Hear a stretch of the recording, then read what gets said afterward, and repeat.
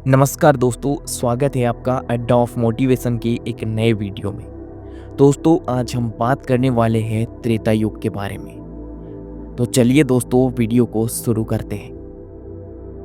त्रेता युग हिंदू धर्म के 4 युगों सतयुग, त्रेता युग, द्वापर युग और कलयुग में दूसरा नंबर का युग है। इस युग में धर्म की स्थिति 75% रह गई थी।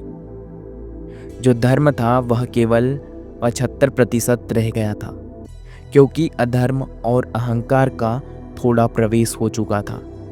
फिर भी यह युग वीरता, त्याग, मर्यादा और सत्य की उच्चतम मिसालें प्रस्तुत करता है। त्रेता युग का सबसे बड़ा आकर्षण भगवान श्री राम का अवतार और उनके जीवन से जुड़ी घटनाएं हैं। दोस्तों, त्रेता युग की विशेषताओं के बारे में हम बात करते हैं। सबसे पहले हम बात करते हैं मानव जीवन की अवधि और गुणों की।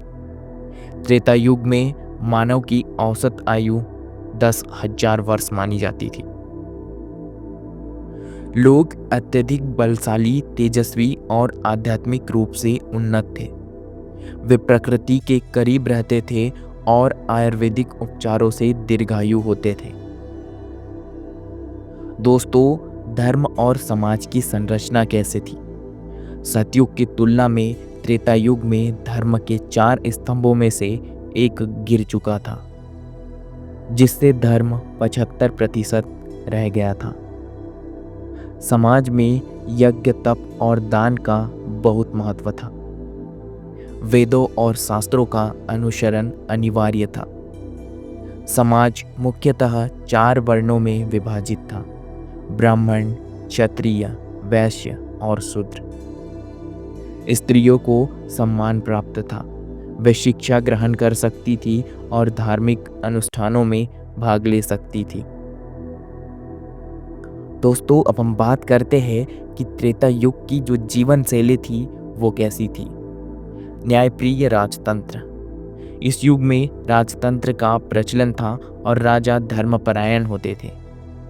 राज्य में सत्य और न्याय का पालन किया जाता था।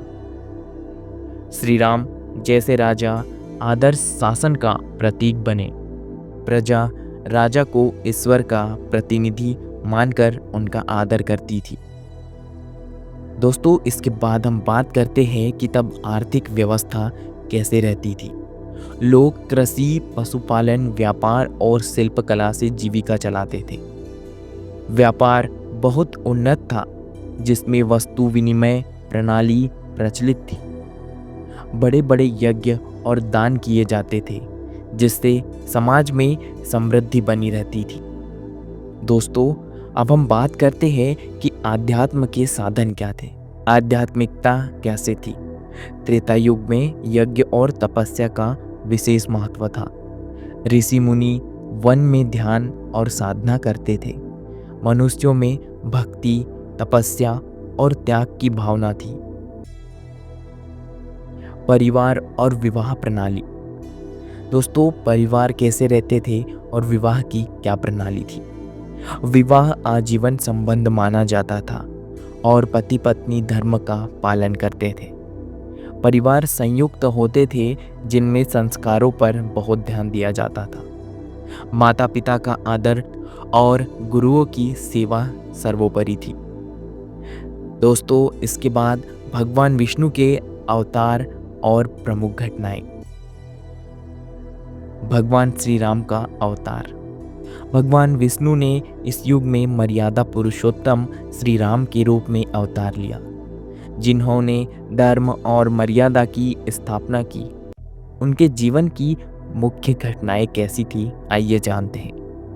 अयोध्या में जन्म, विश्वामित्र से शिक्षा ग्रहण करना, ताड़ का वध और अहिल्या का उद्धार, सीता स्वयंवर और जनकपुरी से विवाह,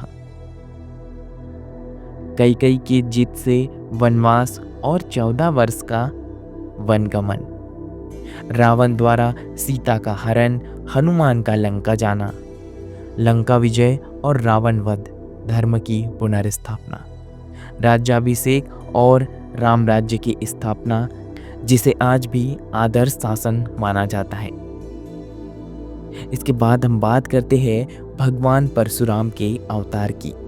भगवान विष्णु ने त्रेता युग में दूसरा अवतार भगवान परशुराम के रूप में लिया, जिनका कार्य अधर्मी क्षत्रियों का विनाश करना था। उन्होंने अत्याचारी राजाओं का नाश किया।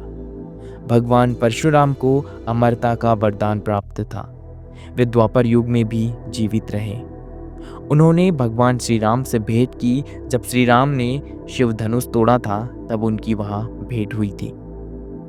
दोस्तों, इसके बाद हम बात करते हैं त्रेता युग की महान विभूतियों की। अयोध्या के राजा दशरथ, जो कि श्री राम के पिता थे, एक न्यायप्रिय सम्राट थे। माता सीता, जो कि श्री राम की आदर्श पत्नी और स्त्री शक्ति की प्रतीक बनी। लक्ष्मण त्याग और सेवा की मिसाल था। हनुमान जी भक्त और बल के प्रतीक थे। रावण एक महान विद्वान था, लेकिन अहंकारी राजा था, जिसका अंत अधर्म के कारण हुआ। विभीषण एक सत्य के मार्ग पर चलने वाला लंकेश का ही भाई था। अब बात करते हैं कि त्रेता युग का अंत कैसे हुआ। जैसे जैसे त्रेता युग समाप्त हुआ, अधर्म और अहंकार बढ़ने लगे। राजा रावण जैसे अहंकारी और अत्याचारी लोग उत्पन्न हुए। भगवान श्री राम ने अधर्मियों का नाश कर धर्म की पुनः स्थापना की, लेकिन धीरे धीरे सत्य का प्रभाव घटने लगा। इस युग के अंत के बाद द्वापर युग का आरंभ हुआ, जहां धर्म 50% तक गिर गया। दोस्तों, अब हम आते हैं निष्कर्ष पर। त्रेता युग त्याग, कर्तव्य, मर्यादा और धर्म का युग था।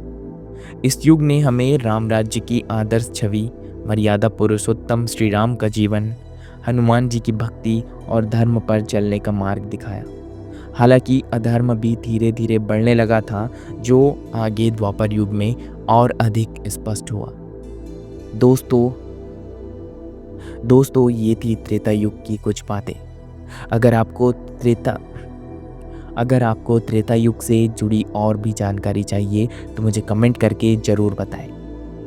दोस्तों, ये था एक आज का छोटा सा वीडियो। अगर वीडियो अच्छा लगा हो तो वीडियो को लाइक करना ना भूलें और चैनल को सब्सक्राइब कर ले, ताकि और ऐसे वीडियोस आपको मिलते रहें।